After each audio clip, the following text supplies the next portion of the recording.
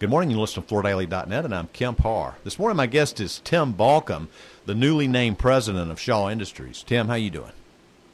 Doing great today, Kemp. How are you? I'm good. It's good to talk to you. Thanks for giving us this time. Yeah, it's just been announced that you're the head, the president of Shaw Industries. That's a position that's been left open since Randy Merritt retired. You know, I want to go into some things about what this role means and where you think you can end up taking this company. But first, let me just real quick remind our listeners a little bit of your background, if you don't mind. You grew up in South Carolina. You worked at Shaw for 25 years, but actually had some history prior to that. You helped put yourself through college at the University of South Carolina, where you studied mechanical engineering by working at a PepsiCo bottling company. Then you got with DuPont. You were a textile process engineer for a while. Then you were assigned to the Tom McAndrews team, and you helped that whole launch of Stainmaster. I think that's a very interesting background. Your nickname at DuPont, because you called on Shaw, instead of Tim Baucom, it was Shawcom, because you were representing Shaw's interest to DuPont, and eventually Shaw liked you so much that you came over there. You helped launch Shaw Contract. I mean, you came to Shaw in '98. That's about when Shaw Contract was starting to develop itself, and Shaw Contract, most people know in this business now, is the leading brand in the commercial specified business. So you had a lot of experience there. The last 3 years you've spent over on the residential side and made a big difference there, shifted some branding focus around, and now you've been promoted. So congratulations. Thank you very much, Kemp. And I'll say one of the things both at DuPont and Pepsi and here have always been privileged to just work around some great people, and the lessons I've tried to learn over the years have really been exciting to me, and I want to continue to learn. I think being a learner is one of the most important things we can be. It's our estimate. I know you're a Berkshire Hathaway company, but this is a $6 billion company with 22,000 employees, so that's a massive company that you're the head of now. So it's a challenge, isn't it? Well, it's certainly something that I'm humbled by and take very seriously, and certainly part of Vance's leadership team, along with David Morgan and Mike Fromm and Ken Jackson and Susan Ferris. Together, we believe that we can continue to move this enterprise forward. Mm-hmm. You know, when we talk about scale for a minute, I've got 16,000 readers. You've got 22,000 fellow associates. So that's a lot of people to know, isn't it?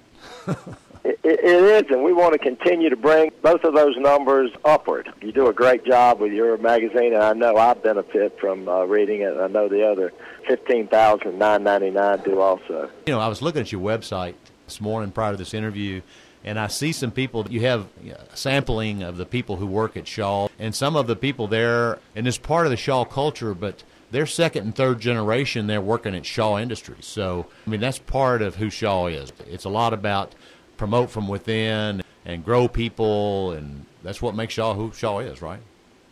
It really is, and part of what attracted me really to North Georgia and Shaw in particular is this sort of self-sufficient, self-reliant culture that tries to figure things out, tries to identify problems and solve them. And I think that's true for our community. I think it's true for our company. And I think it is sort of an old-school value. In fact, as we recruit at the college level and introduce people to our training program, we kind of have to reprogram. I think they come through college expecting to work for 14 different companies over their careers. Mm-hmm. And while certainly some people start with Shaw and go on to other places, we want to tell people they have every option to continue to have 14 different experiences all under the Shaw umbrella. Like in your personal experience, you being a textile engineer and then leading the branding charge, the Stainmaster situation, and then you come to Shaw and all the many jobs you've had there. Tim, when we look at the diversity of your background and engineering background and then leading marketing, talk about how those two past experiences can kind of meld together to help Shaw's future. Well, one of the things that I've learned along the way and had some great mentors is this concept of design thinking, which is to identify a problem that, if solved, could make a substantial improvement. That question, how might we? And it's always might and we are the two most important things. How do you bring people together and solve those problems? And we've seen that through branding, through engineering changes, through organizational changes. And I think there's a common thread that looks out and focuses. You know, one of the things that Shaw's done, and we could just by the recent past of looking at some decisions they've made, for many years you made almost everything you sold. And now you sometimes you look at a situation and you decide that maybe sourcing is better than making, but yet under your still stringent quality controls. So that's a change for Shaw, isn't it? You know, and I think that it's by looking out at the market and recognizing that we always value strength. But in today's market that's changing so fast, we also are having to add flexibility and agility to that strength. We recognize that we are fully committed to manufacturing, domestic manufacturing, something we're very proud of. But we also recognize that the pace of change right now means that we're going to have to keep more lines in the water, so to speak, and merge both a make and buy strategy to stay ahead of a rapidly changing landscape of products and ways you get the products to market. You know, you're coming off of a tremendous growth. You and I did an interview back at your Lion Dealer Convention. We're talking about Shaw in 18 grew probably twice the pace of the market, a 7% growth. But what will the future bring? You know, we talk about multi-layered flooring. That's technology. We know about installation labor issues and the lack of good quality craftsmen in the business there. We see what's going on with Amazon and the retail. And some of these things are going to be more formulated under your guidance and leadership. So it's going to be an interesting time for you. It is. And I see some commonalities. One of the things that we see as the market moves to a different balance between soft surface and hard surface, then those hard lines of division between commercial and residential start to blur. In fact, in our own lives, we're seeing how we work and how we live starting to blur. You know, Kemp, we really made a bad deal years ago. We didn't realize it, but in exchange for Casual Friday and giving up our necktie, we said we'd be available 24/7, 365.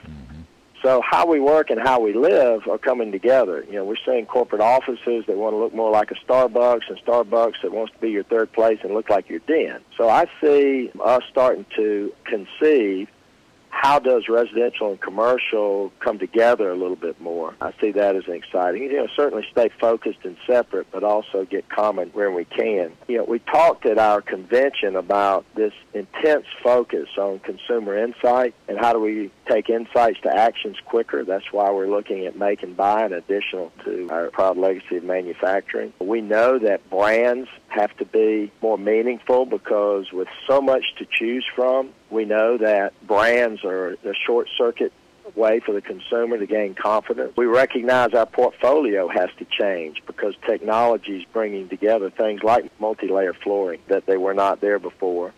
And we also have to understand retail installed pricing. We've historically focused on wholesale material pricing, and as we make that pivot and bring that together, we believe that it will help our customers be more profitable. One of the things that we know is that the ability for the world to make products is massive, but nothing happens till a sale happens. And typically, a sale doesn't happen until a relationship's been earned. And so that's how we see that. And those are a common thread for us between residential and commercial. Exciting thoughts that you're telling us because, you know, when you start thinking about Shaw, some of the background, manufacturing focused company, and now we're talking about most of what you just said, market insight, branding. So I'm looking forward to some of the changes that I know we'll see under your leadership. And congratulations again on this promotion, and thanks for spending time with us. Again, been talking to Tim Baucom, the new president of Shaw Industries, and you've been listening to Kemp Harr and FloorDaily.net.